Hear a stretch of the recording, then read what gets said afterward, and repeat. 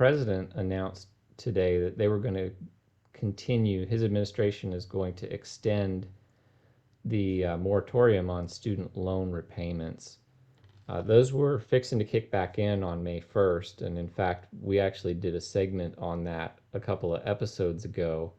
But the Biden administration today said that they're going to defer those payments until at least August 31st. So that's 4 more months that folks that have student loans are not going to have to pay those student loans. So, the question then is, well, how does that relate to what we just talked about with inflation being a concern? And the reason that that is a factor is because, again, it's a macroeconomic event. You've got people that owe trillions of dollars in student loan debt. And so when you factor that down to the individual level, the average borrower is paying back several hundreds of dollars a month in student loan payments. Well, if you don't have to spend those hundreds of dollars a month paying back your loans, then you can spend those hundreds of dollars a month in some other area of the economy. And so having that cash available to spend elsewhere is actually keeping demand artificially high, which is keeping a certain amount of pressure on prices, because if they were paying their loans, obviously they wouldn't be able to go do things like buy electronics or clothing, or spend that money on a vacation or travel or any of things like that. So that does play a role.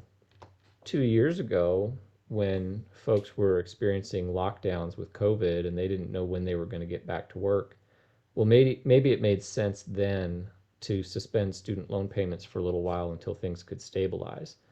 But I think at this stage, people have a good understanding of where they are financially. And I think there could be some significant consequences to kicking the can down the road with this. What do you think, Psyche? I agree. So I was surprised by this one. I haven't been surprised too often by moves that our government has made lately, but this one caught me off guard. I really thought that they wouldn't, kick the can down the road, so to speak, any further with this, and they'd have people start paying back. So we have to remember these are government backed student loans we're talking about. So the government is telling people don't pay us back.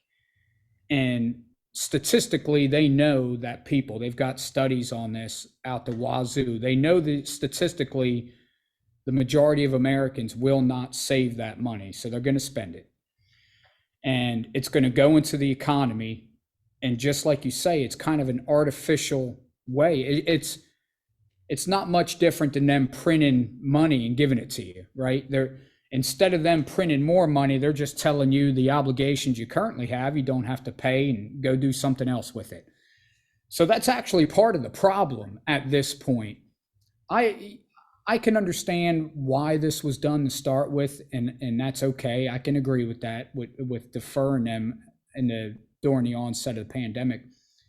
But you've got to start paying your obligations back, and that goes with mortgages or anything else, student loans. So I'm a little surprised by that. I wonder if that Federal Reserve isn't compensating for that. Do you know if this news came out before the Federal Reserve news came out of the 0.5% hike?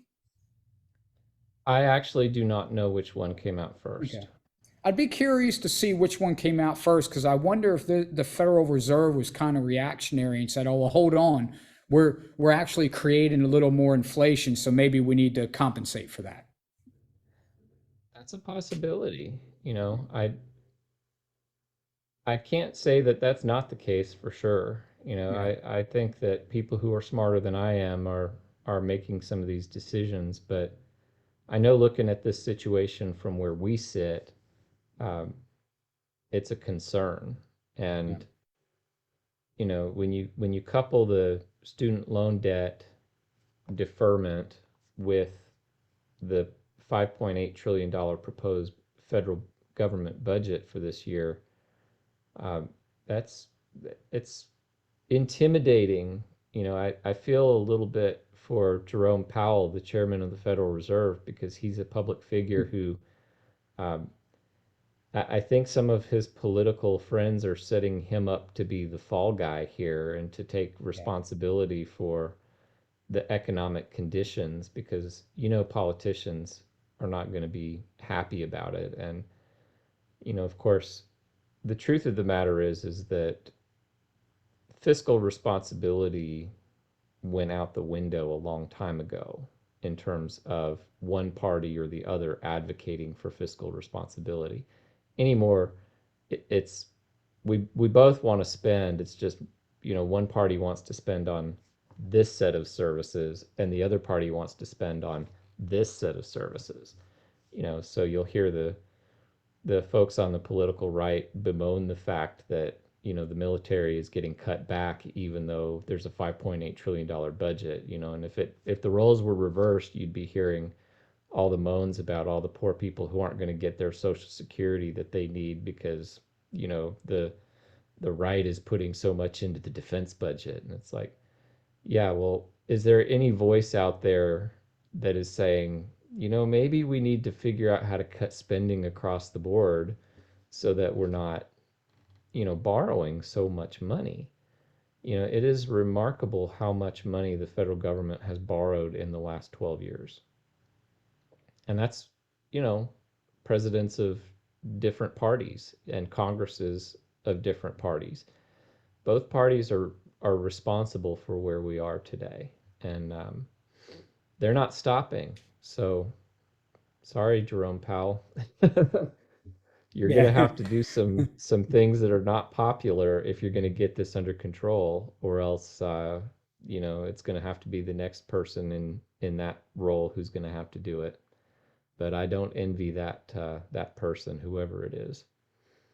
Yeah, I agree with you. He has a tough job either way. Kind of feels like he wasn't set up for success. And No, not at all. yeah, and you're right. Going back to Bush in what, '07, I think it was the end of '07. It might have been '08, when he passed that first massive bill. Um, when Obama was coming in office. Ever since then, it's pretty much been free money policy after free money policy. So it doesn't matter what party you're in, but um, you've seen what it's done at this point, and obviously we can't keep going like this. So Yeah. um, And we've got to address the free money, and people have to start paying back their obligations. If you're not smart enough, I'm definitely not smart enough to understand the big ramifications of it. But you know, it's you have these government backed loans, money's being paid to these institutions for your education, and you're not paying it back. So you've got something for free, which I don't understand how that helps anybody really. I mean, you should pay your obligations and let's move on with life. The Purposeful Podcast.